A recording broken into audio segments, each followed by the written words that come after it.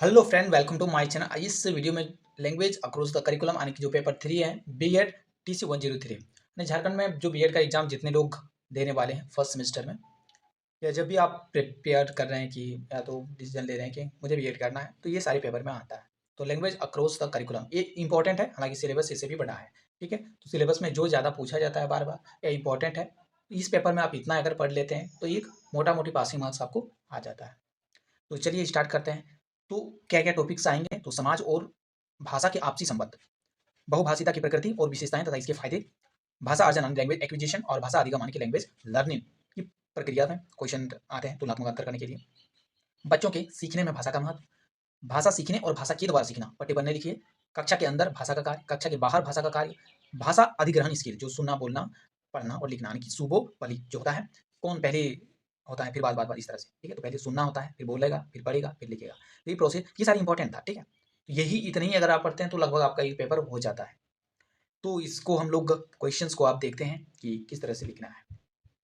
भाषा क्या है, इसकी प्रकृति और विशेषताएँ बताइए।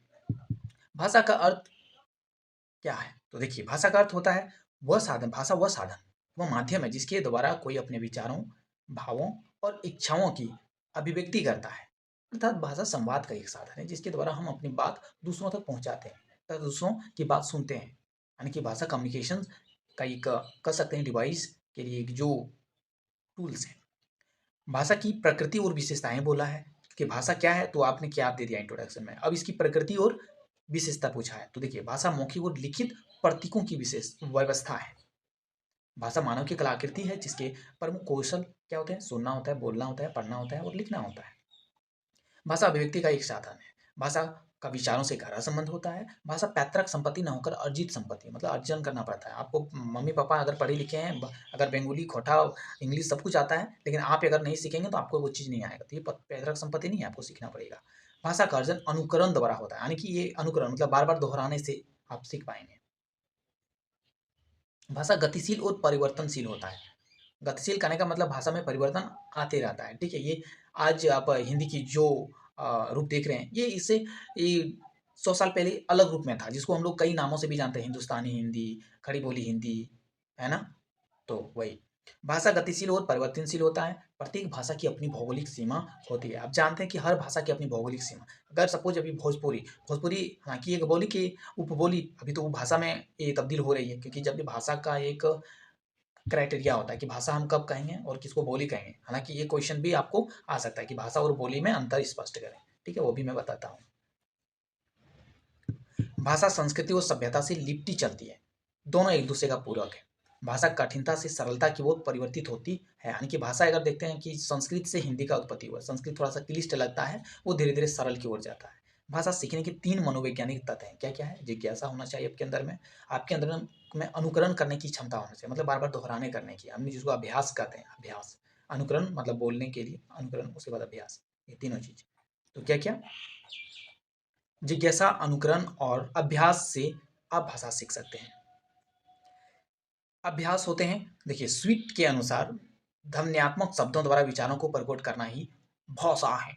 भाषा है तो ये चीज़ स्वीट ने कहा है, स्वीट जैसे मिठाई होता है ना, ठीक है? भाषा सीखने की प्रक्रिया, तो भाषा सीखने की जो प्रोसेस होता है, इसमें देखिए भाषा सीखने की शक्ति और क्षमताओं का विकास क्रमानुसार होता है, यानी कि एक क्रम से होता है, क्रोनोलॉजिकल ऑर्डर में होता है। अर्थात सबसे पहले आप कोई भाषा को सुनेंगे बार-बार, फिर उसको जब बोलने लगेंगे, फिर आप बोलने लगेंगे तो कोई बुक रहेगा उसको आप पढ़ने लगेंगे। जब पढ़ लेंगे तो आप फिर लिखना भी शुरू कर देंगे, यानी भाषा सीखने का यही क्रम है। इसको शॉर्ट में कह सकते हो, पहला अक्षर लिख के सुबोपलि, शुभोपलि इस तरह से याद रख सकते हैं, सुनना, बोलना, पढ़ना, लिखना। ऑब्जेक्टिव क्वेश्चन में ये आता है कि भाषा सीखने की क्रम को बताएं, तो सबसे पहले सुनना होगा, फिर बोलना होगा, फिर पढ़ना होगा और लिखना होगा, इसी क्रम में आपको व्यवस्थित करना है। भाषा को अनुकरण द्वारा सीखा जाता है, भाषा को अभ्यास और प्रशिक्षण द्वारा सीखते हैं, तो ये भाषा सीखने की प्रक्रिया है। सीखने के संदर्भ में भाषा को के जो रूप बात करें या प्रकार बात करें, तो देखिए प्रथम भाषा एक होता है, एक अन्य भाषा होता है। सीखने के संदर्भ में बात करें, सीखने के आधार पर देखिए प्रथम भाषा इसे स्वभाषा भी कहते हैं और मातृभाषा भी कहते हैं। और अन्य भाषा में कोई भी भाषा रह सकता है मातृभाषा के इतर। द्वितीय भाषा इसको कहते हैं। इसके 2 प्रकार होते हैं, एक देशी भाषा, एक अन्य भाषा। एक देशी भाषा भी हो सकता है, जैसे कोई अगर सपोज़ झारखंड से है और आप खोटाभाषी हैं, तो आपका ये मातृभाषा हो गया। लेकिन आप हिंदी भी ई करते हैं तो वो क्या हो गया, द्वितीय भाषा। प्रथम भाषा और मातृभाषा में क्या अंतर होता है, तो देखिए प्रथम भाषा वह भाषा है जिसे बच्चे अपने दैनिक जीवन और औपचारिक रूप से प्रयोग करते हैं एवं इसे सीखने के लिए उसको शैक्षिक समुदाय से विशेष अभ्यास करनी पड़ती है।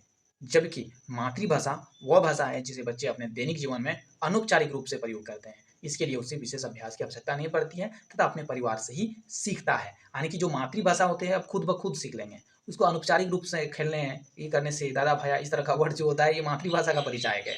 और जो प्रथम भाषा है कि हाँ भैया आइए बैठिए, इस तरह का थोड़ा औपचारिक रूप से बात करते हैं तो वहाँ पे प्रथम भाषा उसको कहते हैं। आप द्वितीय भाषा से क्या समझते हैं?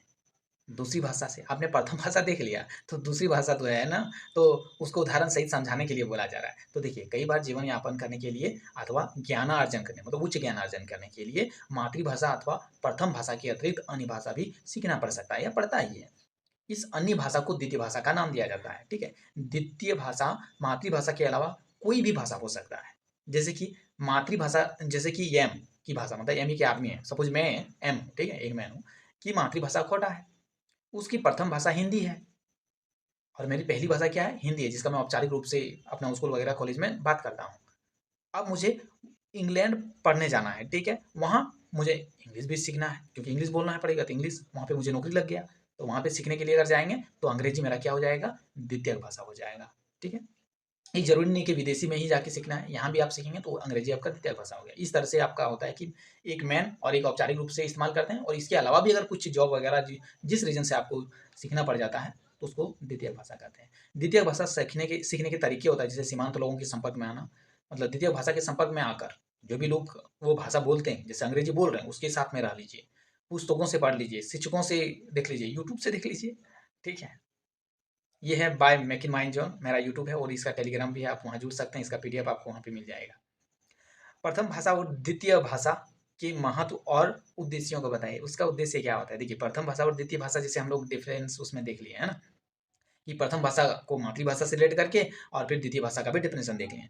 अब यहाँ पे इसका इंपॉर्टेंट क्या है, महत्व क्या है और उद्देश्य क्या है। देखिए महत्व क्या है, तो शुद्ध उच्चारण करने के लिए, शब्द भंडार में वृद्धि करने के लिए, अर्थ ग्रहण की परिधि ग्रहण करने के लिए, भाषा के शिक्षा के नाम पर विद्यालयों में उच्च शुद्ध करने के लिए, शब्द भंडार में वृद्धि करने के लिए, शुद्ध रचना के लिए, बच्चों के जीवन यापन हेतु उपयुक्त क्षेत्र चुनने के लिए, उच्च स्तरीय विचारों के लिए, तो ये सारा रिक्वायर्ड है। अब उद्देश्य की बात करें कि प्रथम भाषा शिक्षण के उद्देश्य क्या हो सकते हैं। देखिए सामाजिक विकास, नैतिक विकास, विचार विनियमन की कुशलता का विकास, नागरिकता का विकास, जीविकोपार्जन की क्षमता का विकास, सांस्कृतिक चेतना का विकास, सृजनात्मक प्रतिभा का विकास। तो ये सारी चीजें जो आप नैतिक रूप से देखेंगे वही प्रथम भाषा किसी बच्चे के अंदर में डेवलप करना उसका उद्देश्य रहता है, इसलिए सिखाया जाता है प्रथम भाषा। द्वितीय भाषा के उद्देश्य रहता है क्या, कि भाषा प्रयोग में कुशलता लाने और अन्य भाषी लोगों से उपयुक्त समायोजन स्थापित करने के लिए, यानी कि कम्युनिकेशन आपका अदर लैंग्वेज वाले के साथ में ठीक हो पाएगा। अन्य भाषा भाषियों के साथ संवाद करने के लिए, अन्य भाषी क्षेत्रों के सांस्कृतिक चेतना, सभ्यता, संस्कृति और सौहार्द स्थापित करने के लिए, अन्य भाषा भाषियों के व्यवसाय, रोजगार, आविष्कार के ज्ञान प्राप्त करने के लिए और देश के प्रशासन के विभिन्न विभागों में समायोजित स्थापित करने के लिए आपको जॉब लग जाता है और आप प्रशासन में एडमिनिस्ट्रेटिव कोई डीसी बन जाते हो। ठीक है, या जो भी विभाग है प्रशासन के क्षेत्र में ही आता है, तो वहाँ पे आप कंट्रोल करने के लिए द्वितीय भाषा के रूप में आप, जैसे मैंने यहाँ पे एक खोटा और एक हिंदी और एक इंग्लिश, इंग्लिश को द्वितीय भाषा का दर्जा यहाँ पे मैं दे रहा हूँ।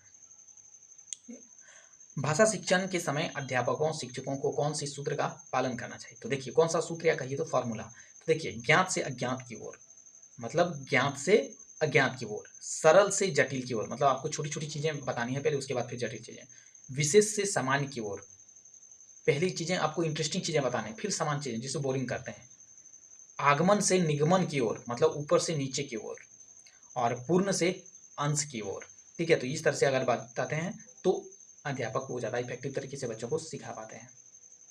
तो आपका ऑब्जेक्टिव क्वेश्चन में भी ये चीज़ आते हैं, क्या आ जाएंगे कि जो है कि भाषा शिक्षण के समय अध्यापकों या शिक्षकों को कौन से सूत्र का पालन करना चाहिए, तो ये ऑप्शन में रह सकता है, या कौन से नहीं करना चाहिए, तो लिख दिया रहेगा कि ज्ञान से अज्ञात की ओर पालन नहीं करना चाहिए, तो ये गलत हो जाएगा, है ना, पालन करना चाहिए। सरल से जटिल जाना चाहिए, विशेष से सामान्य जाना चाहिए, आगमन से निगमन जाना चाहिए, यानी ऊपर से नीचे और पूर्ण से अंश। साहित्य समाज का दर्पण है, चर्चा कीजिए। क्वेश्चन है आपका, और ये बाय मेकिंग माइंड जो हमारे यूट्यूब चैनल है और टेलीग्राम, यहाँ पे आप जुड़ सकते हो, पीडीएफ आपको वहाँ पे मिल जाएगा। तो ये क्वेश्चन है, साहित्य समाज का दर्पण है, इसकी चर्चा कीजिए या वर्णन कीजिए। जो भी क्वेश्चन आते हैं इस तरह का, तो आप जिसे देख रहे हो, किसी भी समाज में साहित्य का सृजन ना हो तो वह समाज का कोई औचित्य नहीं रहता, क्योंकि वह समाज निर्जीव और नीरस प्रतीत होता है। इसलिए साहित्य समाज के लिए परम आवश्यक है।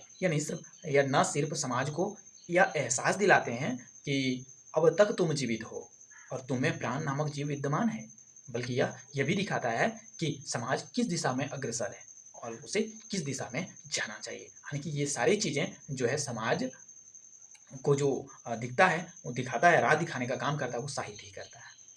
भारतीय समाज के संदर्भ में देखें तो यह परिलक्षित होता है, हमें दिखाई पड़ता है या समझ आता है कि सिंधु घाटी की समाज कैसे थे और कहाँ विलुप्त हो गई। उनके चिटपुट अवशेषों के साक्ष्यों के कारण ही पता चल पाया है, अर्थात उस समय का जो दर्पण है बनकर आज हमारे बीच ज्योति जागृत किया है।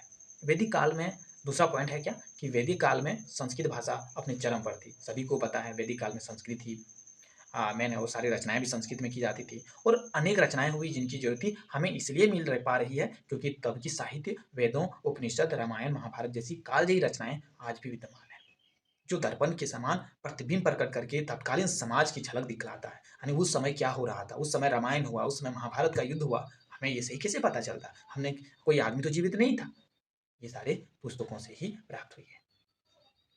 अगला है कि जैन बौद्ध साहित्यों ने महाजनपद काल के इतिहास पर प्रकाश डालते हैं। आप जानते हैं कि जो जैन ग्रंथ और बौद्ध ग्रंथ जो है 16 महाजनपदों की जानकारी मिलता है। दिव्यावादन और दो बुक का नाम है जो अभी राइट नाउ मुझे रिकॉल नहीं हो पा रहा है। एक दिव्यावादन है, आगम सूत्र है, और एक कुछ है मौर्य राजवंश, दीपवंश है, ठीक है, दीपवंश। ये तीन जो पुस्तक है वो महाजनपदों के बारे में जानकारी मिलती है।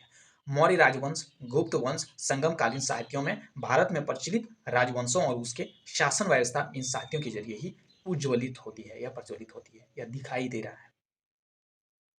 मगध साम्राज्य के उत्थान पतन, दक्षिणी जो है भारतीय चोल विजयनगर साम्राज्य स्थापित थी के बारे में भी इन्हीं साहित्यों से पता चलता है। संगम साहित्य काफी इंपॉर्टेंट है उस समय तत्कालीन राजाओं के बारे में जानने के लिए। भारत में किस प्रकार विदेशी आक्रमण हुए, इन आक्रमणों के कारण सोने की चिड़िया उड़ती हुई भारत से कहीं दूर चली गई, इन्हीं साहित्यों में परिलक्षित होती है। कभी भारत सोने की चिड़िया हुई करती थी, लेकिन ऐसे आक्रमण हुए विदेशी कि ये धीरे धीरे चिड़िया को ही उड़ा ले गया। ये सारी चीजें विभिन्न यात्रा वृत्तांतों में देखने को मिलता है, साहित्यों में, रचनाओं में। अंग्रेजी हुकूमत के 200 साल कैसे हमने काटे, कितने वीरों की बलि देकर भारत माता की अमर ज्योति भारत पाक विभाजन के बाद भी जलाई रखा, वो सारे इन्हीं साहित्यों में दर्ज है, जिन्हें अब कोई साहित्य कहता तो कोई इतिहास और कोई भारत की दारुण कथा। तो ये सारी चीजें साहित्य ही है जो समाज का दर्पण है, इसलिए साहित्य को समाज का दर्पण कहा गया। परंतु सच तो यह है कि यह सिलसिला जारी है और जब तक जारी रहेगा, जब तक साहित्य में जान है और इस जान को जीवित रखने वाले समाज विद्यमान है। समाज कभी खत्म नहीं होगा, साहित्य कभी नहीं खत्म होगा और यह दर्पण भी खत्म नहीं होगा। हालांकि जो हम लोग को अपने फेस देखने का दर्पण खत्म हो जाएगा, शीशा खत्म हो गया तो हो सकता है, लेकिन ये दर्पण नहीं होने वाला है।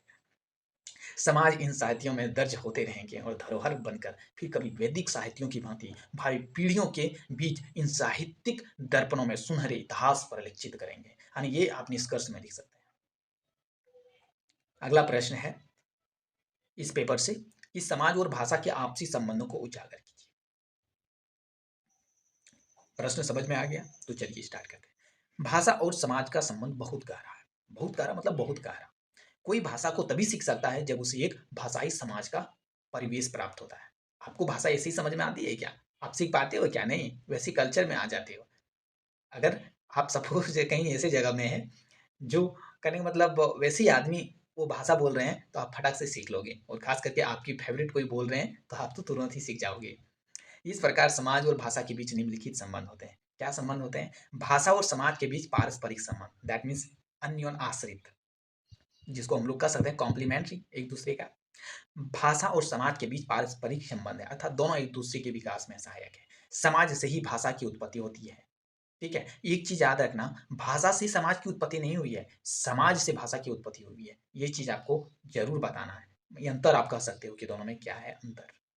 समाज से भाषा की उत्पत्ति हुई है, न कि भाषा से समाज की। एक ही समाज में रहने वाले लोग कई भाषाएं बोल सकते हैं। सच में क्या? हाँ यार, कई भाषाएं बोल सकते हैं।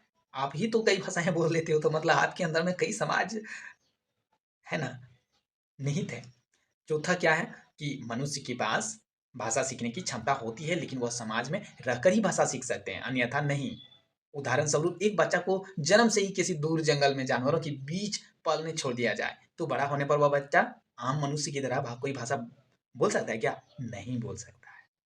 आपने काफ़ी जो है एक स्टोरी पर टार्जन इस फ़िल्म देखा होगा शायद, मुझे भी याद आया तो मैं बता दिया। ऐसे ही और भी बहुत सारे एग्ज़ाम्पल हैं जो बच्चे एक बच्चे था जिसको भेड़िया उठा के ले गए थे शुरू में, और जंगल में ही वो पले-बड़े, तो वो 4 हाथ माने 2 पैर और 2 हाथ से जिस तरह जंगली जानवर चलते हैं, उसी तरह चलते थे और इसी तरह काँव-काँव जैसे बोलते थे, जानवरों जैसा।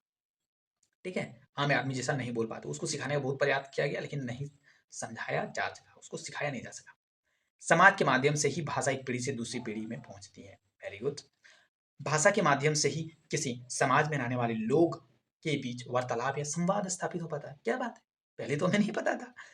अगला है कि समाज के साथ समय के साथ समाज और भाषा दोनों में परिवर्तन देखे जा सकते हैं। जैसे 19 यानी जो 19वीं शताब्दी में संयुक्त परिवार वाली समाज प्रचलित थी, वहीं 21वीं सदी में एकल परिवार वाली समाज प्रचलित है। ठीक है, वैसे ही कठिन संस्कृत भाषा आसान हिंदी की ओर परिवर्तित हुई, साथ ही अनेकों भाषाएं कुछ जन्म भी हुआ। तो सच बात है भाई, आसान की ओर सब लोग जाता है, यानी कि जटिल से आसान की ओर। भाषा और समाज में अंतर संबंधी संबंध। एक चीज हो गया कि भाषा में हम लोग अन्योन आश्रित संबंध देख रहे हैं, यहाँ पे 7 संबंध दिया। अब यहाँ से जो नीचे देख रहे हैं, ये है भाषा और समाज के बीच क्या अंतर है, अंतरात्मक संबंध, उसमें जो थोड़े से डिफरेंट रहेंगे। समाज सभ्यता के छोटे और तात्कालिक रूप होते हैं, जबकि भाषा बोली के बड़े और विकसित रूप होते हैं। जो है भाषा समाज की देन है, न कि समाज भाषा की, जो मैंने पहले ही बताया। अर्थात समाज ने भाषा नामक चीज इजाद की है, खोज करी है, डिस्कवर किया है, इन्वेंट किया है, न कि भाषा ने समाज को। जैसे हिंदी, अंग्रेजी, खोटा आदि भाषाएं समाज से ही उत्पत्ति हुई है। इसलिए उस क्षेत्र को हम लोग जैसे कि हिंदी भाषी क्षेत्र, अंग्रेजी भाषी क्षेत्र, खोटा भाषी क्षेत्र कहते हैं, खोटा भाषी समाज कहते हैं, इस तरह से, है ना। सभ्यता समाज या समय के साथ मिट जाया करती है क्या? जबकि भाषा समय के साथ और अधिक विकसित होती चली जाती है। जैसे सिंधु घाटी सभ्यता 2350 बीसी से 1750 बीसी में कोई एक सभ्यता हुआ करता था हमारे भारत देश के बहुत बड़े इलाके में, मिट चुकी है ना। जबकि आर्यों की भाषा संस्कृत आज भी प्रचलित है, हालांकि संस्कृत से सरल होते होते हिंदी आज कितना विकसित हो चुका है, जो लगभग 66 से अधिक देशों में यूनिवर्सिटी लेवल पर पढ़ाई होती है। अगर समाज की संतान परिवार को माना जाए, तो भाषा की संतान बोली को माना जा सकता है। सिंपल बात है, बोली भाषा का ही छोटी रूप है। अगर हिंदी है तो उसी में हम बोली के रूप में खोटा को मान सकते हैं। उपबोली, उपभाषा आप जैसे कहोगे, धीरे धीरे विकसित होगा तो ये भी एक दिन भाषा मानेगा और हम बनाएंगे, है ना। निष्कर्ष क्या कहोगे? इस प्रकार हम देखते हैं कि समाज और भाषा में गहरा संबंध है। इन दोनों को मानव जीवन रूपी सिक्के के दो पहलू से तुलना किया जा सकता है, जिनमें भिन्नता तो है, परंतु इनका अलग अलग औचित्य भी नहीं है। एक बिना दूसरे का मूल्य नहीं है, एक बिना दूसरे मूल्यहीन है, यानी दोनों एक दूसरे के पूरक है। जैसे मैंने बताया था आपको कि भाषा और बोली में क्या होता है, तो यहाँ पहले देख लीजिए कि भाषा और लिपि में अंतर क्या होता है। काफ़ी स्टूडेंट होता है जो लिपि और भाषा में ऐसे तो समझते हैं कि लिपि स्क्रिप्ट कहते हैं, भाषा लैंग्वेज को कहते हैं, लेकिन उसका जब लिखने की बारी आती है तो उसमें लिखने में प्रॉब्लम होता है। तो चलो देखते हो, भाषा संवाद का एक साधन है जिसके द्वारा हम अपनी बात दूसरों तक पहुंचाते हैं तथा दूसरों की बात सुनते हैं। मतलब इंट्रोडक्शन दे दीजिए, एक लिपि का इंट्रोडक्शन दे दीजिए, अंतर तो अपने दिख जाएगा। लिपि ध्वनि को लिखने के लिए प्रयोग किए जाने वाले प्रतीक चिन्ह है। प्रतीक चिन्ह क्या है? प्रतीक चिन्ह, जैसे देवनागरी लिपि एग्जाम्पल देंगे। भाषा पहले विकसित होती है, जबकि लिपि भाषा के विकास के बाद विकसित होती है। मतलब पहले भाषा आएगा, पहले बाप आएगा, पहले मम्मी आएगा, फिर बेटा बेटी आएगी। ठीक है, पहले अंडा आया या मुर्गा या मुर्गी, जरूर बताना। ठीक है, ये हमारा make in mind zone channel है, और अभी तक अगर नहीं जुड़े तो जुड़ सकते हैं, सब्सक्राइब कर सकते हैं। हालांकि मैं ज़्यादा लाइव आता हूँ, और लाइव वीडियो अटेंड करने के लिए आपको सब्सक्राइब करेंगे, बेल आइकन दबाएंगे, तो आपको क्या होगा, वीडियो का जो नोटिफिकेशन फटाक से मिल जाएगा और आप लाइव अटेंड कर पाएंगे। और ये सारे का PDF हमारी जो है टेलीग्राम चैनल में मिल जाता है। भाषा अमूर्त होती है, अर्थात देख नहीं सकते। अमूर्त मतलब जिसको होता है कि जैसे हम लोग नाउन पढ़ते हैं ना, नाउन में एक 5वां नाउन होता है, उसको क्या कहते हैं? एब्स्ट्रैक्ट नाउन, जिसको हम लोग देख नहीं सकते, अनुभव कर सकते हैं केवल। तो क्या है कि भाषा अमूर्त होती है अर्थात देख नहीं सकते हैं। लिपि मूर्त होती है अर्थात देख सकते हैं। क, ख, ग, घ, जो यहाँ पे आपको दिख रहा है, ये लिपि मूर्त होती है, ये सारी चीज़ें लिपि का ही ये कोडेड रूप है ना भाई। लिपि में कोडेड रूप है, क, ख, ग, घ, ये सब लिपि का ही एक कोड है। कोड के माध्यम से एक भाषा बन गया है ना। भाषा मौखिक होती है, वेरी गुड। लिपि लिखित होती है। भाषा देखिए मौखिक होता है, आप जो बोल रहे हैं, मैं बोल रहा हूँ, वो तो आप सुन रहे हैं, मतलब ये मौखिक है। लेकिन जब लिख देते हैं तो आपको उसको तो पढ़ना पड़ता है, वो लिखित है, लिपि। तो आप जो दिख रहा है वो लिपि है, भाषा नहीं है।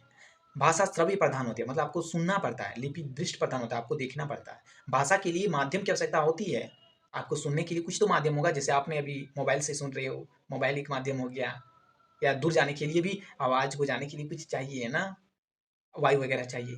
लिपि के लिए माध्यम की आवश्यकता नहीं पड़ती है। भाषा को केवल सुनी जा सकती है, लिपि को पढ़ी, लिखी और देखी जा सकती है। भाषा सहजात वृत्ति है, अर्थात अपने आप सीखा जा सकता है, ठीक है, सीखी जा सकती है। लिपि प्रशिक्षण और अभ्यास से सीखी जा। अच्छा, कोई भी भाषा को आप सीखने के लिए अगर उस कल्चर में रह जाएंगे तो ऑटोमेटिक सीख जाएंगे, लेकिन लिखने में थोड़ा सा ये होता है। बेंगोली, अच्छा बताइए, बेंगोली कितने, अगर मतलब हिंदी भाषी क्षेत्र से हैं और बेंगोली कितने लोग समझ पाते होंगे? समझ पाते होंगे, लेकिन लिख तो पाते होंगे? नहीं लिख पाते होंगे, मैं गारंटी देता हूँ, ठीक है। लेकिन आप समझ सारे जाते होंगे। तो यही चीज़ हो गया।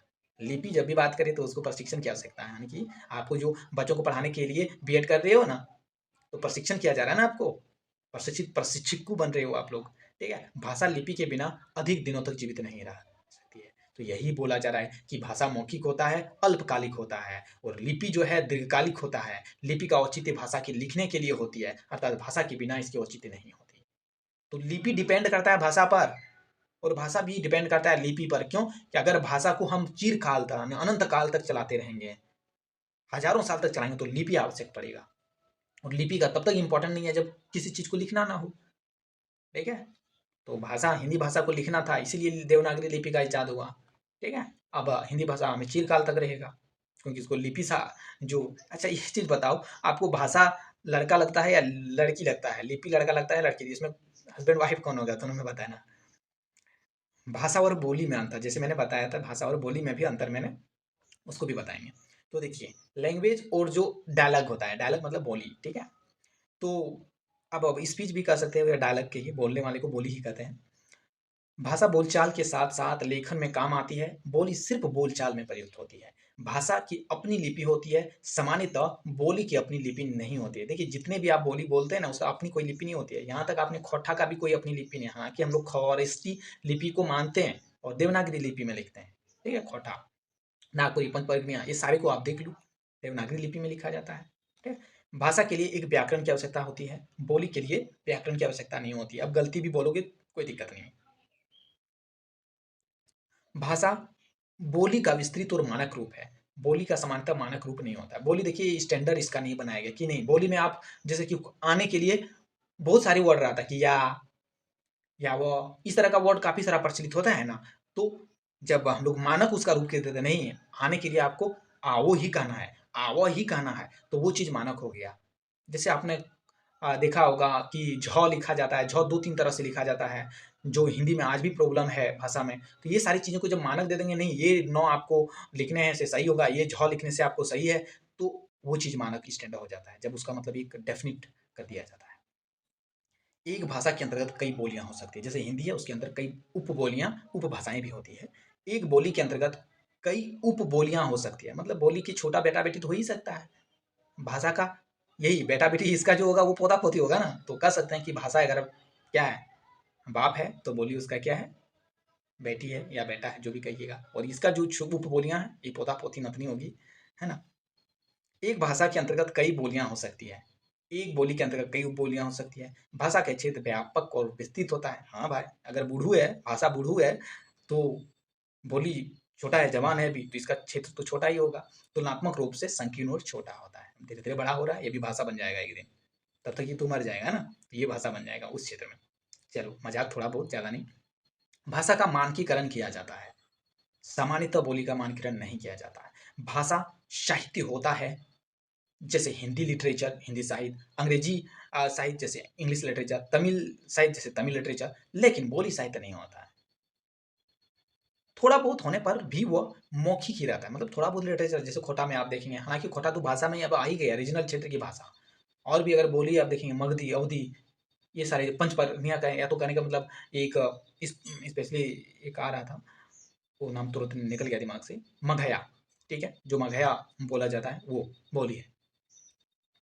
भाषा का मानकीकरण किया जाता है, समानकर बोली का नहीं किया जाता है। भाषा साहित्य होता है, ये सारे हो गया। भाषा निरंतर विकास के साथ सरल होती जाती है, जैसे संस्कृत से पाली, पाली से प्राकृत, प्राकृत से अपभ्रंश, अपभ्रंश से खड़ी बोली, खड़ी बोली से हिंदी। और बोली जब अपने चरम उत्कर्ष विकास पर पहुंच जाती है तब वह भाषा बन जाती है, जैसे खड़ी बोली से हिंदी भाषा। एक खड़ी बोली पहली बोली ही था, वो ही कर दें, उसके बाद जो हिंदी भाषा आ गया। उदाहरण के रूप में देखें तो हिंदी, अंग्रेजी, उड़िया, ये सारी भाषा का दर्जा है। नागपुरी, खोटा, मगही, जयपुरी, ये सारी क्या है, ढूढ़ानी, ठीक है, ये सारा क्या है, मौखिक रूप से बोला जाता है। इसकी कोई भाषा साहित्य नहीं है और इसका कोई स्टैंडर्ड स्तर नहीं है, और इसका औपचारिक रूप से उतना प्रयोग भी नहीं होता है, अनौपचारिक रूप से प्रयोग होता है। इसलिए ये सारी चीजें क्या है, ये बोली के दर्जा है। अगला प्रश्न आप देख रहे हैं कि बहुभाषिता की प्रकृति और विशिष्टताओं तथा इसके फायदे बताएं। बहुभाषिता मतलब मल्टी लैंग्वेजिज्म होता है, ठीक है। तो चले हम लोग देखते हैं कि दो से अधिक भाषाओं से संबंधित स्थितियां बहुभाषिता कहलाती है। सामान्यतः बहुभाषिता शब्द का प्रयोग एक से अधिक भाषाओं के ज्ञान रखने वाले के लिए किया जाता है। जो मल्टी लैंग्वेज जानता है, बहुत सारी लैंग्वेज जानता है, उसको मल्टी लैंग्वेज कह सकते हैं कि मल्टी लैंग्वेजिज्म, ठीक है, अधिक भाषा जानने वाले स्थिति को। बहुभाषिता की प्रकृति या विशेषताएं क्या होती है? प्रकृति मतलब वही विशेषताएं, नेचर, ठीक है।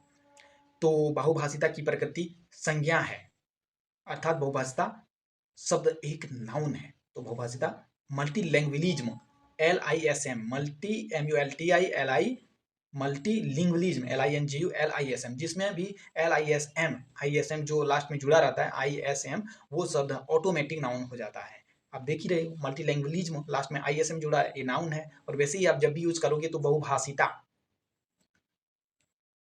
मल्टी लैंग्वेजिज्म, इसे यूज नहीं करोगे, उसके साथ में कोई एडजेक्टिव आप जरूर यूज करोगे, ठीक है।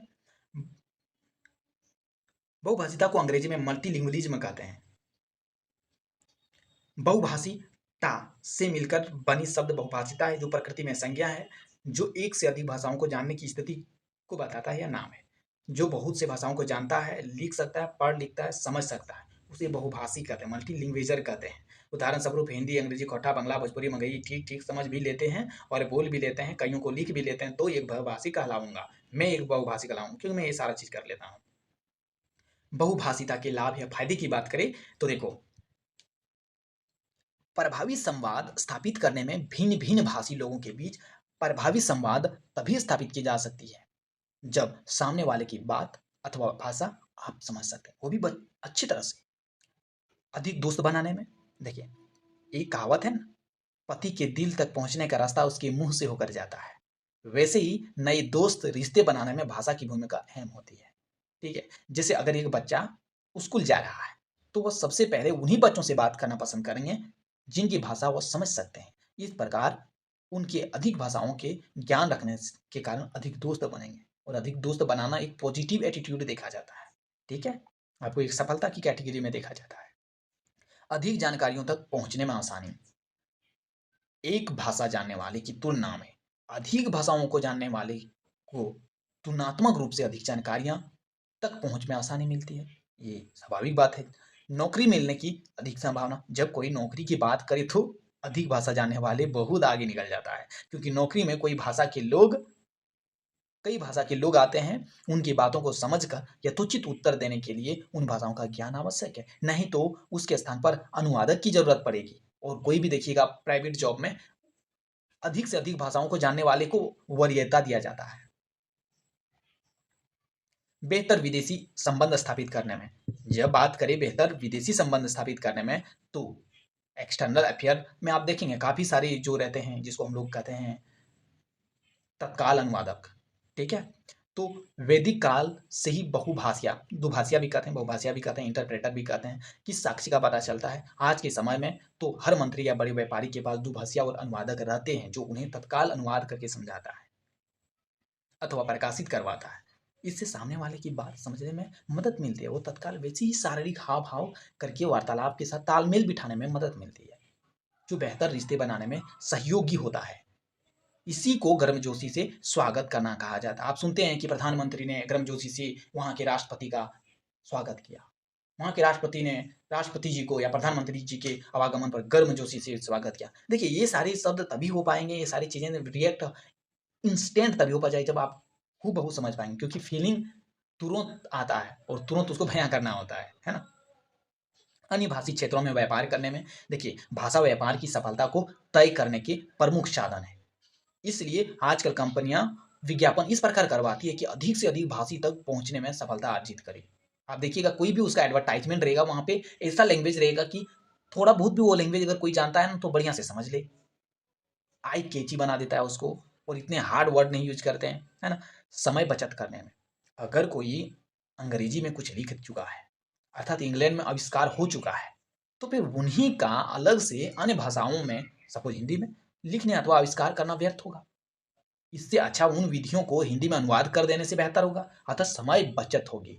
तो मल्टीलैंग्वेजलिज्म का क्या फायदा होगा कि अगर आप, कोई ऐसा आदमी है भारत का जो रसियन जानता है, रसिया में कोरोना वायरस का सबसे पहले स्पुतनिक वैक्सीन का खोज हुआ था, कैसे बनाना है उसका विधि उसको मिल गया, उसने ट्रांसलेट फटाक से कर दिया, और यहाँ का जो है जो भी यहाँ की कंपनी है भारत की, उनको दे दिया कि आप बना लो, ये देखो हिंदी इंग्लिश में मैंने ट्रांसलेट कर दिया, इस तरह से बनाना है। तो वो चीज़ क्या होता है, टाइम बचत हो गया, रसिया ने उतना दिमाग खा पाया, इंडियन ने फटाक से बना। इस तरह से बहुत सारी चीज़ें होती है, तो एक मैंने एग्जाम्पल दिया। इसके अलावा बहुभाषिता के अन्य प्रमुख लाभ ये भी हैं, क्या है, आत्मविश्वास बढ़ाने में, अच्छे और अधिक दोस्त बनाने में, बेरोजगारी मिटाने में। तो ये सारी चीज़ें देखिए, जब भी आपको ज़्यादा से ज़्यादा नॉलेज रहेगा, भाषा रहेगा, आपके अंदर में एक गहनशीलता आता है, एक मैच्योरिटी लेवल आता है, और आत्मविश्वास, कॉन्फिडेंस हमेशा बूस्ट रहता है, कम नहीं रहता है। ज्ञान बढ़ाने में भी आपको हमेशा कुछ ना कुछ मिल ही जाता है, लोगों के दिल में जगह बनाने में, बेहतर वार्तालाप करने में, विदेशों में भी घूम कर आने में, क्योंकि काफ़ी लोगों को लगता है कि मैं, ठीक है विदेशी उनको पसंद है या नहीं उससे डजेंट मैटर, बट वो घूम के जरूर आना चाहते हैं वैसे देशों में जहाँ पे वो लैंग्वेज ना आता हो तो भी, तो वहाँ पे आपको इंटरनेशनल लैंग्वेज आपको सीखना ही पड़ेगा। तो उसके लिए फायदे है। एक सफल व्यक्ति बनने में कहा जाता है कि जो जितना लैंग्वेज जानता है वो उतना सफल होता है। तेनालीरामन काफ़ी लैंग्वेज जानते थे, बीरबल जी काफ़ी लैंग्वेज जानते थे, ठीक है। हालाँकि मैंने भी उनके जो किस्से कहानियों से ही सुना है भाई। प्राचीन ग्रंथों, रचनाओं, धरोहरों के बारे में जानने में। निष्कर्ष देखिए, प्राचीन ग्रंथों, जो रचनाओं, धरोहरों के बारे में जानने में मल्टीलिंगुइस्टिक इस तरह से सहायता होता है कि सपोज आप मान लें कि तमिल में जाते हैं, वहाँ पे एक गाइडलाइन लिखा हुआ मंदिर, तमिल में कोई दार्शनिक मंदिर है, ठीक है, वहाँ पे गाइडलाइन बाहर में लिखा हुआ है कि जूता चप्पल को आप खोल के घुसें, या सपोज लिखा है वहाँ पे जूता चप्पल इस जगह पे रखें, या यहाँ पे जूता चप्पल या कोई भी सामान है, या तो यहाँ पे लड्डू को चढ़ाने से आपको 100 रुपया भगवान तुरंत इंस्टेंट गिफ्ट दे देगा, ठीक है, या मतलब 1 लाख रुपया इंस्टेंट दे देगा, या नौकरी हो जाएगा, इस तरह का कुछ वहाँ पे दिया हुआ है, ठीक है, या एक कुआं है वहाँ पे इंस्टेंट आप पैसा डालिए आपको मनोकामना पूर्ति हो जाएगा। ऐसे कोई चीज़ें गाइडलाइन लिखी हुई है, अगर वो भाषा आप जानेंगे तो वो काम वहाँ पे आप कर पाओगे ना। तो ये सारे फायदे हैं। तो धरोहर को बचाने में बहुत सारी चीज़ें इसी तरह का होता है, ठीक है। चूंकि भारत एक बहुभाषिता वाला, अब निष्कर्ष, क्योंकि भारत एक बहुभाषिता वाला राष्ट्र है जिसके संविधान में किसी भी भाषा को बोलने, लिखने, पढ़ने आदि की स्वतंत्रता का प्रावधान है, वैसे मैं अधिक से अधिक लोगों तक अपनी बात सफलतापूर्वक पहुंचाने के लिए अधिक से अधिक भाषाओं को सीखना चाहिए। एक बात आपको याद ही होगा, कहावत सुना ही होगा, 4 कोस में बदले पानी, 8 कोस में बदले वानी, के बावजूद सभी में सर्वोत्तम एकता स्थापित करनी चाहिए। तो 4 कोस में जो बदल जाता है पानी और 8 कोस में जो बदल जाता है पानी, तो ऐसे वाले देश में आप रह रहे हो तो वहाँ पे मल्टीलिंगुअलिज्म वरदान ही है भाई। देखिए, अगला क्वेश्चन है भाषा अधिगम, यानी कि लैंग्वेज जो है लर्निंग, और भाषा अर्जन यानी कि जो लैंग्वेज एक्विजिशन की प्रक्रिया में तुलनात्मक अंतर स्पष्ट कीजिए। क्या होता है, ये डिफिनेशन भी मिल जाएगा इसका, और अंतर भी हम लोग देख लेते हैं। टेबल फॉर्म में मैं अंतर कर लूंगा, डोंट वरी। किसी भी चीज़ को जानने के लिए भाषा महत्वपूर्ण भूमिका निभाता है या निभाती है, लेकिन भाषा को जानने के भी दो तरीके होते हैं, एक भाषा अधिगम और एक भाषा अर्जन। भाषा अर्जन को अंग्रेजी में लैंग्वेज एक्विजिशन कहा जाता है, वहीं भाषा को सीखना को भाषा अधिगम कहते हैं, जिसे अंग्रेजी में लैंग्वेज लर्निंग कहा जाता है।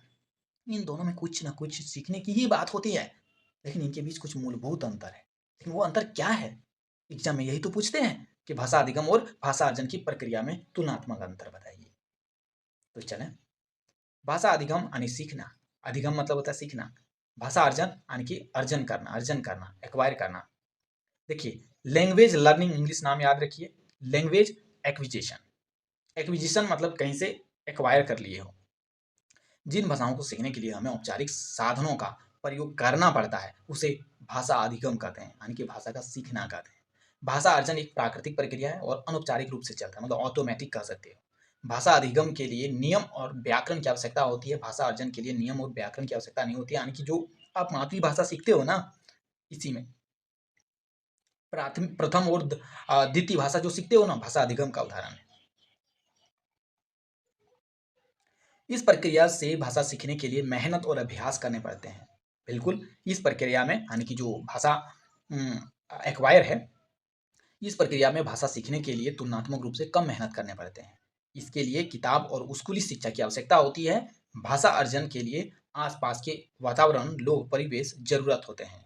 भाषा अधिगम से बच्चे बोलना, पढ़ना और लिखना सीखते हैं, और भाषा अर्जन से बच्चे बोलना और समझना सीखते हैं। किताब की आवश्यकता पड़ती है भाषा अधिगम में? जी, किताब की आवश्यकता नहीं पड़ती है भाषा अर्जन में।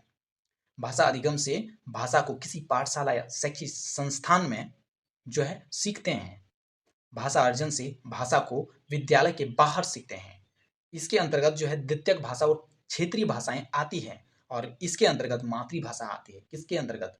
भाषा अर्जन के, एक्वायर के अंदर में, जो ऑटोमेटिक सीख जाता है, बच्चा सुन सुन के सीख जाता है, जैसे भी उसको मेहनत नहीं, माथापैची नहीं करना पड़ता है। एग्जाम्पल देखें तो भाषा अधिगम के तो अंग्रेजी और तमिल, और भाषा अर्जन का तो खोटा और हिंदी। अब जो है कि रीडिंग टीचिंग स्किल, पठन स्किल कौशल, इसके पहले आप ये तो जान लें कि जो वाचन होता है, वाचन का मतलब क्या होता है, जिसको हम लोग पठन कहते हैं भी हैं। ठीक है, तो पठन मतलब वही वाचन है, वाचन सेचन कौशल कहें या वाचन कहिए, तो आप इंग्लिश वाला याद रखिए, रीडिंग।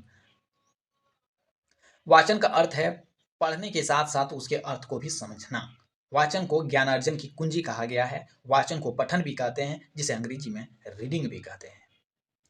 श्री राम बिहारी, कौन? श्री राम बिहारी के शब्दों में पठन का मतलब है शब्दों के उच्चारण मात्र को पठन नहीं कर सकते, क्योंकि उच्चारण के साथ उसके अर्थ और भाव को समझना भी आवश्यक है। उसी को हम वाचन कर सकते हैं, उसी को हम रीडिंग कर सकते हैं। पठन, देखिए पठन जो आप करते हैं, रीडिंग करते हैं, हम जब भी बात करेंगे पठन या वचन कहेंगे तो आप यही समझिएगा रीडिंग में बोल रहा हूँ। ठीक है, सस बना के देखिए, ये सारे वर्ड जो है आप नॉर्मल स्वाभाविक रूप से यूज नहीं करते हैं, इसलिए थोड़ा सा आपको लग सकता है कि पठन का मतलब क्या हो सकता है। पठन मतलब वही पढ़ना।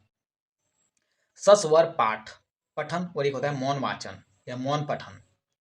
सस्वर वाचन में कहेंगे तो बोल बोलकर आवाज के साथ पढ़ना, रीडिंग विद साउंड, और मौन वाचन में क्या होता है? मन ही मन में पढ़ना, साइलेंट रीडिंग। जैसे कि कक्षा में शिक्षक कविता सुनाता है, उस समय बच्चे जो है शांत होकर मन ही मन उसका वाचन करते हैं, उसका पठन करते हैं, उसका रीडिंग करते हैं। सस्वर वाचन का अर्थ शब्दों को उच्चारण करते हुए पढ़ना। इससे बच्चों के उच्चारण में सुधार होता है और उसमें आत्मविश्वास की भावना प्रबल होती है। यानी कि जो मैं अभी बोल रहा हूँ, मेरा साउंड निकल रहा है और आपके तक सुनाई दे रहा है, क्योंकि मैं रिकॉर्ड कर रहा हूँ, तो ये सस्वर वाचन का है। ये जो लिखी हुई है यहाँ पे, ये सारी को मैं सस्वर वाचन कर रहा हूँ। सस्वर वाचन के उद्देश्य क्या होते हैं? तो मेनली यहाँ पे, जैसे यहाँ पे है छात्रों के उच्चारण में सुधार करना, छात्रों को पाठों को पढ़कर भली भांति समझने में योग्य बनाना। ठीक है, छात्रों में आत्मविश्वास बढ़ाना, छात्रों को इस काबिल बनाना कि उनके द्वारा उच्चारित शब्द दूसरे को समझ में आ जाए, क्योंकि कई बार अगर उच्चारण आप ठीक से नहीं करोगे तो मुंह ही नहीं उल्टेगा। बहुत सारे वर्ड को आप बड़े बड़े क्लिष्ट शब्दों को जब उच्चारण करोगे तो आपका मुंह ही उस तरह से नहीं उल्टेगा, तो अभ्यास हो जाएगा सस्वर वाचन में से, तो ये फायदे होता है। विशेषताएं बात करें तो स्पष्ट उच्चारण, शब्दोच्चारण, उचित ध्वनि का प्रयोग, उचित बलाघात, उचित विराम, मधुरता, स्पष्टता, वाचन मुद्रा। देखिए ये चीज जो है, जब आप बोलते हो ना तो आपका मुंह कभी टेढ़ा, कभी ये मेढ़ा, कभी हाथ इधर इधर उधर होने लगता है, आपको पता ही नहीं चलेगा कि मेरा मूवमेंट कैसा हो रहा है। जब इस तरह से आप करोगे तो आपको एक डिसिप्लिन में रहकर वो सारी चीजें, अगर बैठे हैं तो आपको कितना मूवमेंट करना है, वो सारी चीजें आपको सस्वर वाचन से आ जाता है। ठीक है, सस्वर वाचन के प्रकार बात करें तो व्यक्तिगत वाचन यानी कि अकेले पढ़ना, सामूहिक वाचन यानी कि 1 से 10 मिलकर, 1 से अधिक मिलकर पढ़ता है, जब उसको सस्वर वाचन में सामूहिक वाचन कहा जाता है। ठीक है, अकेले पढ़ रहे हो तो व्यक्तिगत वाचन। सामूहिक रूप से अगर कोई ग्रुप बना के पढ़ रहे हो तो वो सस्वर का जो सामूहिक वाचन नाम दिया गया है। वाचन शिक्षा की विधियां अगर बात करें, ये ध्यान से देखना क्योंकि काफी इंपॉर्टेंट है, ऑब्जेक्टिव क्वेश्चन भी बनेगा। वाचन शिक्षा की विधियां में देखो और कहो विधि, जिसको हम लोग व्याख्यान विधि कहते हैं, देखिए और कहिए, व्याख्यान करना, व्याख्या करना। अनुकरण विधि, कोई कुछ कर रहा है उसको देखकर उसको कीजिए। अक्षर बोध विधि, अक्षर को देख देख के पढ़ने का। ध्वनि सामी विधि, साहचर्य विधि, वाक्य शिक्षण विधि, सामूहिक पठन विधि, भाषा शिक्षण यंत्र विधि। तो ये सारी जो प्रमुख विधियां हैं जो रीडिंग शिक्षा के लिए जो जाना जाता है, वाचन या पठन शिक्षा की विधियां हैं, जिसमें सारी में पढ़ने की ही बात किया जा रहा है। देखो और कहो विधि का व्याख्यान विधि भी कहा जाता है। इस विधि में सर्वप्रथम क्या होता है, शब्द से संबंधित वस्तुओं या चित्रों को दिखाकर पहले शब्दों से परिचित करवाया जाता है। चित्र के नीचे वस्तु का नाम लिखा रहता है। चित्र से परिचित होने के कारण बच्चे आसानी से शब्द से साहचर्य यानी संबंध स्थापित कर लेते हैं। अध्यापक का अनुकरण करते हुए बच्चे कई बार शब्दों के वर्णों को देखने, सुनने, बोलने से अपने मस्तिष्क में उतार लेते हैं, यानी कि फिट कर लेते हैं। इस प्रकार वे सीख जाते हैं। तो ये सारी जो है साहचर्य, वाक्य शिक्षण, सामूहिक पाठन, यानी कि बच्चे को बोल दिया कि ये को एक साथ में बैठ के पठन कीजिए। जैसे आपने सुबह का प्रेयर करते हो तो सब बच्चे सामूहिक रूप से प्रेयर करते हो। वाचन मुद्रा का क्या क्या नियम होने चाहिए। वाचन जो आप पढ़ रहे हो, रीडिंग कर रहे हो, तो वो मुद्रा, मुद्रा मतलब होता है किस आसन में बैठे हुए। तो देखिए, शिक्षक को छात्र को बताना चाहिए कि पुस्तक बाएं हाथ से बाएं तरफ रखकर ही पकड़कर पढ़ना चाहिए, न कि सीधा पकड़कर। यानी कि जब भी आप पढ़ रहे हैं तो बाएं हाथ में पुस्तक रखिए और बाएं तरफ रखें ताकि आपको पढ़ने में आसानी हो। बच्चों को पुस्तक एकदम निकट रखकर नहीं पढ़ना चाहिए, निकट नहीं रख के पढ़ना है। बड़ी बड़ी पुस्तकों को दोनों हाथों से पकड़कर पढ़ना है या पढ़ सकता है। पढ़ते समय एकटक दृष्टि पुस्तक पर नहीं रखनी चाहिए।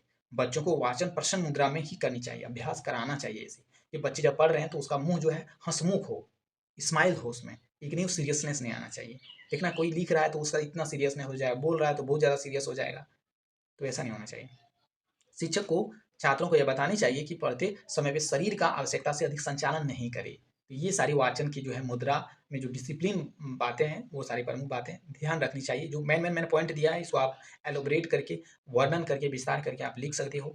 लेखन कौशल विकास, ठीक है।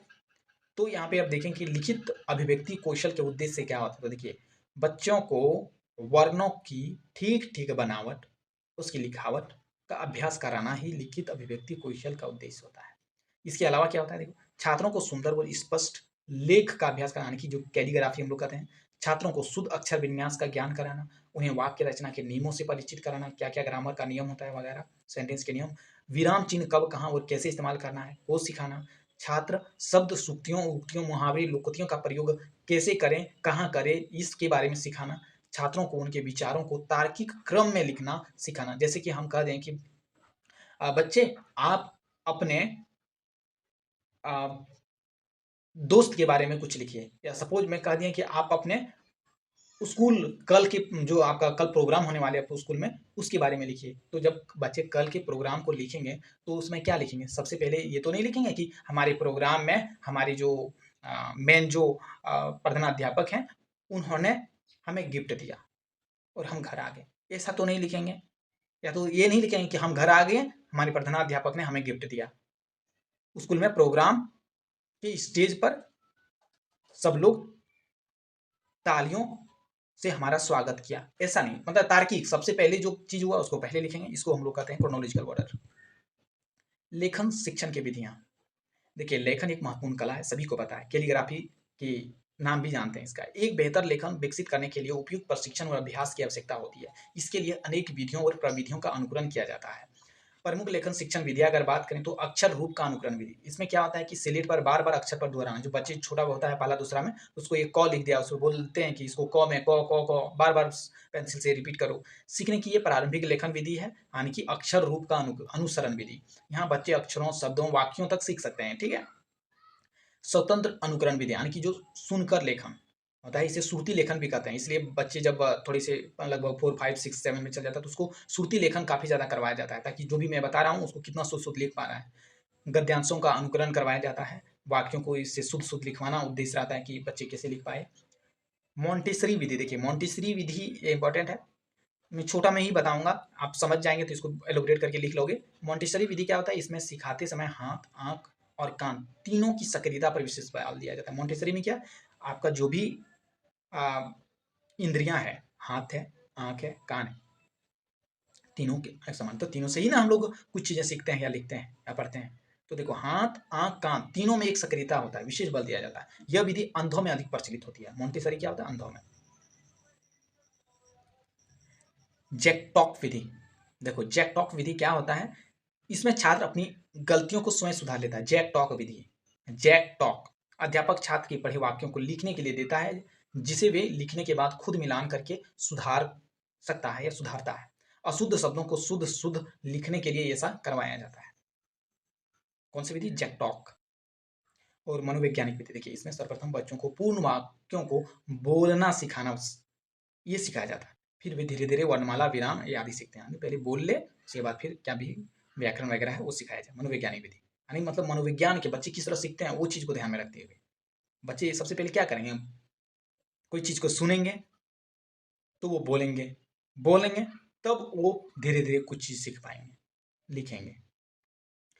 पेस्टालॉजी विधि, पेस्टालॉजी क्या होता है कि सरल से कठिन की ओर सिखाना। सरल सिखाने का मतलब छोटे छोटे वाक्यों को पहले सिखाइए, छोटी छोटी चीजों को सिखाइए, शब्दों के अक्षरों की टुकड़ी करके पुनः उसके मिलान कराते हुए सिखाना। जैसे आपने देखा होगा कि जैसे ट्री दे दिया, बॉक्स दे दिया, इधर में ट्री मिलान कीजिए और ट्री बनाइए। अक्षर ज्ञान कराने में ये मदद मिलता है, अक्षर कि ये अक्षर है, ये ट्री है। तो पेस्टालॉजी ये चीज है, यानी पेस्ट रूप में वो रहेगा, मिला हुआ रूप में, तो उसको चुन चुन के बनाइए, दे देगा कि इतना 10 वर्ड, 10 वर्ड से एक ट्री का वर्ड बनाइए, इस तरह से चूज करिए। तो ये पेस्टालॉजी है। अब है एक अनुलिपि। अनुलिपि क्या होता है, जब बच्चे अध्यापक द्वारा दी गई लेख का बिल्कुल अनुकरण करके हूबहू खुद से लिखता है तो उसे अनुलिपि कहते हैं। मतलब हूबहू जो भी अध्यापक ने दिया उसको लिख दिया। शिक्षक बच्चे में अनुलिपि कैसे करवाए, इसके क्या गुण है, मतलब एक अच्छे शिक्षक में अनुलिपि करवाने के कुछ गुण तो होते होंगे। कौन से शिक्षक को अच्छा वाला अनुलिपक कहेंगे, तो देखिए बच्चे ठीक से बैठे, ठीक से कलम पकड़े, अच्छी लिखने वाली वाले को प्रशंसा करे, अशुद्ध लिखने वाले शब्दों को ठीक करवाए। ये सारे एक अच्छे टीचर है जब वो अनुलिपि के द्वारा उसको पढ़ाए। प्रतिलिपि करने का मतलब होता है कि प्रतिलिपि अनुलिपि का ही एक विकसित रूप है। मतलब पहले अनुलिपि आया, यानी कि बच्चे को इस तरह से सिखाना है, किस तरह से पेन पकड़े वगैरह। प्रतिलिपि उसके बाद आता है। तो क्या है आगे की चीज, इसमें बच्चे पुस्तिका में लिखी पाठ को लिखते हैं। इसके लाभ क्या होते हैं, बच्चे के लेख सुंदर बनाने में होता है, भाषा का ज्ञान में वृद्धि करने में होता है, नए नए शब्दों को वाक्यों से परिचित करवाने में होता है, शुद्ध लिखने की आदत डालने में होता है। और शिक्षक बच्चे से प्रतिलिपि कैसे करवाए इसके भी गुण है। क्या है गुण, प्रतिलिपि के विषय वस्तु का चयन बच्चे की रुचि के अनुसार होनी चाहिए। मतलब बच्चे तो कोई भी चीज को लिखेंगे तो उसका टॉपिक जो है बच्चे ही चयन करेंगे। बच्चे के अनुभव और ज्ञान परिधि को देखते हुए प्रतिलिपि के अंशों का चयन करें। ठीक है, देखिए चयन करने में केवल टीचर सहयोग करें, हाँ आप ये चयन करें कि डिसिप्लिन मेंटेन करवाने के लिए, ताकि बच्चे हम बनाए ही, लेकिन बच्चे कौन से लेवल का है तो वैसा ही कंटेंट उसको दें। चयन करने के लिए बच्चे द्वारा की गई प्रतिलिपि का निरीक्षण अध्यापक स्वयं करें। मतलब जो अध्यापक है, ऐसा नहीं कि उस बच्चे का बच्चे दूसरे बच्चे ही कर ले, ऐसा नहीं। आप खुद उसको देखें और कहाँ गलतियां हैं, लेखक में व्याप्त त्रुटियों को शुद्ध करके बच्चे को फीडबैक देना चाहिए कि हाँ बच्चे देखो आपका यहाँ पे ये गलतियां हैं, और उसको समझाइए कि आखिर वो कहाँ गलतियां किया है और ये इसको कैसे सुधार सकता था। अगर जब सुधार देगा तो उसको हम गिफ्ट भी देंगे, इस तरह से लालच भी थोड़ा बहुत दे देना चाहिए। तो इस तरह से इस वीडियो में आपने देखा, क्या देखा कि जो लैंग्वेज अक्रॉस द करिकुलम का जो पेपर 3 है, यानी जो सेमेस्टर 1 में है, झारखंड के कोई भी कॉलेज में है जो आप बीएड कर रहे हैं, तो ये आपका काम आएगा। एंड अगर अभी तक अगर लाइक नहीं किए हैं तो वीडियो को तो पहले नंबर लाइक करते हैं, एंड चैनल को और भी वीडियो देखने के लिए सब्सक्राइब कर लें। हम लाइव ज़्यादा आते हैं तो लाइव को अटेंड करने के लिए आपको सब्सक्राइब करना ज़्यादा जरूरी है, क्योंकि नोटिफिकेशन इंस्टेंट आपके पास पहुंचेगा। हालांकि इसके लिए हमारा व्हाट्सअप ग्रुप है, टेलीग्राम ग्रुप है, वहाँ भी जुड़ सकते हैं। एंड थैंक यू, मिलते हैं नेक्स्ट वीडियो में।